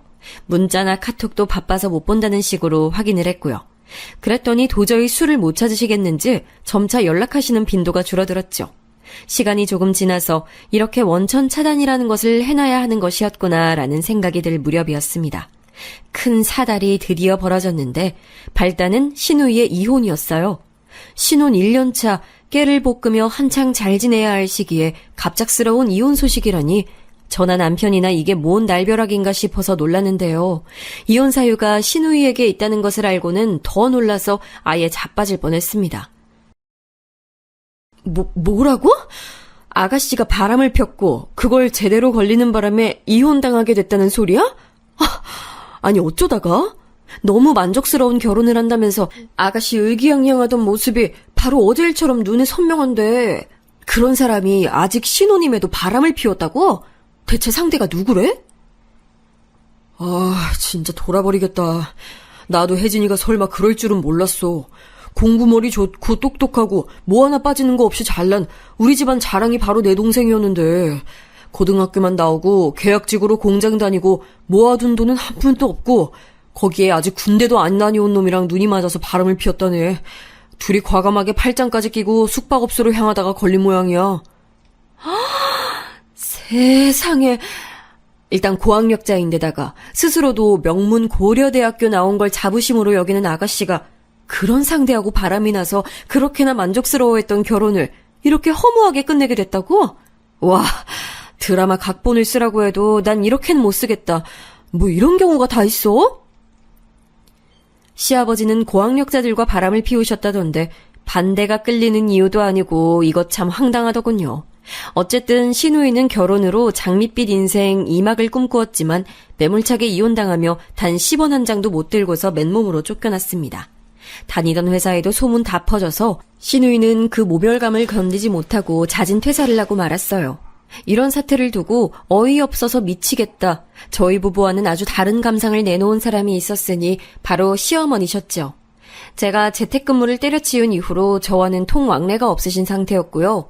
시댁에서 뵙는 것은 그래서 꽤 오랜만이었는데 시누이가 이혼 이후로 후회의 눈물로 하루하루를 보내며 힘들어하고 있는 와중이라는 연락이 계속 오는 바람에 걸음을 해본 것이었어요. 그런데 시어머니께서 이혼을 당하신 장본인이신 것 마냥 왠지 수척해 보이셨고 눈가가 거뭇거뭇하시더군요. 남편이 주차 때문에 시간이 좀 걸려서 저 혼자 먼저 시댁에 들어선 것이었는데 제가 조심스레 안부를 여쭤보았죠. 어머님, 안색이 많이 안 좋아 보이세요. 혹시 요즘에 잠을 통 못 주무셨어요? 아가씨는 방에만 계신 거예요? 그럼 방에만 있지. 틀어박혀서는 밥때가 아니면 나오려고 하지도 않네. 게다가 새벽에 잠 안 자고 휴대폰으로 뭘 보는 건지 시끄러운 소리도 들리고 울다가 웃다가 아주 난리도 아니야. 아우, 이러니 내가 잠을 잘 수가 있겠니? 아, 그렇구나. 아가씨가 원래 새벽에 감성이 더 예민하잖아요. 새벽 시간대를 견디기 힘드신 아가씨가 영화나 드라마 보시면서 우울한 거 달래시는 모양이네요. 그래? 아유, 네가 젊은 사람이라 그런지 확실히 그런 걸 잘 이해하는구나. 내 생각에는 우리 혜진이도 환경을 바꿔서 여기 말고 딴 데 있으면 회복이 더 잘 되지 않을까 싶은데 앞으로 네가 우리 불쌍한 혜진이 좀 데리고 같이 사는 게 어떠니? 순간 제 귀를 의심했어요. 또다시 제 의사와는 상관없는 흐름이 시작될 징조가 보였죠. 시어머니께서는 갑자기 눈물을 훔쳐대셨고요. 제가 우선은 좋게 말씀드렸습니다. 어머님, 저랑 오빠는 둘 다 일단이잖아요. 특히 저는 밖에 있는 시간이 긴데 어떻게 아가씨를 챙겨주겠어요. 그러니까 데리고 살라는 거야. 저 재택근무인지 그거 할 때 같았으면 내가 우리 혜진이를 거기다 맡길 생각을 하겠니? 너 일하는데 방해되니까 못하지. 근데 네가 집을 오래 비우고 있으니 우리 혜진이가 편하게 지내기 얼마나 좋아. 아, 어머님, 아가씨가 원하지 않으실 수도 있는데 저희끼리 이러는 것 자체가 좀 아닌 것 같아요. 아유, 너무하는구나. CM이 피해서 회사로 도망 나갔는데 그 바람에 이제 자기 시누이 끼고 살게 됐으니 억울하고 싫다 이거야? 우리 불쌍한 혜진이 보듬어주는 게 뭐 그리 어렵다고? 시어머니 한탄에 맞춰서 저의 이성이 차분하게 증발됐어요. 그간 나쁜 사람 되기 싫어서 적당한 선에서 지내는 것에 주력을 하려고 했던 저의 지난 노력이 모두 헛되었음을 재차 깨닫게 됐고 저는 차가운 미소로 말씀드렸습니다. 어머님, 죄송하지만요. 바람 피운 더러운 년이랑 제가 어떻게 살아요? 저 못 살아요. 더러운 년? 너 지금 말 다 했어? 기케야 전문대 나온 주제에 어디 감히 명문대 나온 우리 혜진이를 욕해? 우리 혜진이는 한 번 실수를 한 것뿐이야. 한 번 실수요? 어머님, 바람 피우는 배우자 만나서 죽도록 고생해보셨으면서 설마 모르신다고 하는 거 아니죠? 바람을 안 피우는 사람은 있어도 바람 한 번만 피우는 사람은 없다는 거요. 어머님께서 경악에 입을 벌리고 계실 때 남편이 당황한 낯으로 시댁에 들어섰는데요. 문제는 혼자가 아니었어요. 시댁 친척 어르신들이 여럿 함께였습니다. 알고 보니 주차장 쪽에서 만나는 바람에 함께 올라온 것이었죠. 남편뿐만 아니라 어르신들도 다 저와 시어머니의 마지막 대화 부분을 들었고요. 모두 넋이나가 있던 그때 저는 벼란간 제 뺨에 닿는 마찰을 느껴야 했어요. 시어머니께서 홧김에 제 뺨을 때리신 거였죠. 화가 난 제가 바로 무엇라고 외치려던 찰나 남편이 제 앞을 막아서더니 시어머니를 향해 외쳤습니다. 엄마, 이게 다 엄마 때문이잖아요. 엄마 때문에 우리 부부가 둘만의 시간을 못 가지게 됐고 내 일상이 외롭고 퍽퍽해졌어요. 지금까지는 내 인생에서 가장 위해야 할 사람이 엄마라고 생각하며 살아왔는데 이제 그렇게 안 살 거예요. 엄마는 그렇게 죽고 못 사는 명문대 출신 혜진이나 끼고 사세요. 별 볼 일 없는 대학 나온 나는 전문대 나온 내 와이프 끼고 살 테니까. 네가 어떻게 그런 말을 할 수가 있니? 네 동생 명문대생이라고 누구보다 자랑스러워했던 거 바로 너였잖아. 그렇다고 해서 엄마가 날 두고 내 동생만 위하고 칭찬해온 게 좋았다는 건 아니니까요. 못난 아들은 못난 며느리와 둘이서 잘 살 거니까 잘난 딸이랑 잘 사세요. 저도 더 이상은 못 참아요. 시어머니께서는 거의 혼절하신 듯 충격을 받으셨고요. 주저앉으신 시어머니를 친척 어르신들이 살피는 동안 저는 남편하고 시댁을 빠져나갔어요. 약속한 것도 아닌데 서로 두 손을 꼭 맞잡은 채였죠. 그간 다사다난한 일이 많았지만 지나간 날은 다 뒤로하고 앞만 보며 잘 살아가자는 무언의 약속이었네요. 그 이후로는 우선 시어머니께서 저와 남편에게 번갈아가며 용서를 비셨으나 그게 저희 두 사람의 마음을 움직이진 못했네요. 그 사달이 났던 당일에 방에서 이어폰 끼고 노래 들으면서 자고 있었던 시누이는 뒤늦게 상황을 인지했고요. 철이 없는 건지 아무 생각도 없는 건지 저희 부부에게 연락 한 번을 먼저 안 했어요. 그러더니 몇 달 후 시댁의 친척 어르신 한 분께서 주선을 하셔서 선을 봤는데요. 분위기가 좋았는지 금세 결혼 얘기가 오갔대요. 그런데 끝내 결혼으로는 못 갔어요. 결혼 앞두고 시누이가 바람을 피웠거든요. 상대는 고등학교 동창이라는데 유부남이라는 대목이 골 때립니다. 우리 혜진이가 설마 자기 아빠 닮아서 바람기를 물려받았다고? 아니야, 그럴 리 없어. 우리 혜진이가 얼마나 자랑스러운 딸인데 이번에도 실수인 거야. 시어머니께서는 필사적으로 부정을 하셨는데요. 이미 시댁 친척 어르신들은 한 번 실수라도 두 번은 고의라고 여기셨기에 다들 등을 돌려버리셨어요.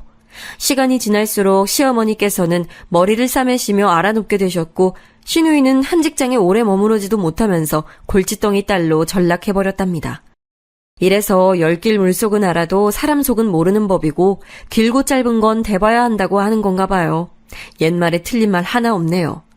제 이야기는 여기서 매듭을 지을까 해요. 들어주신 분들 모두 고맙습니다.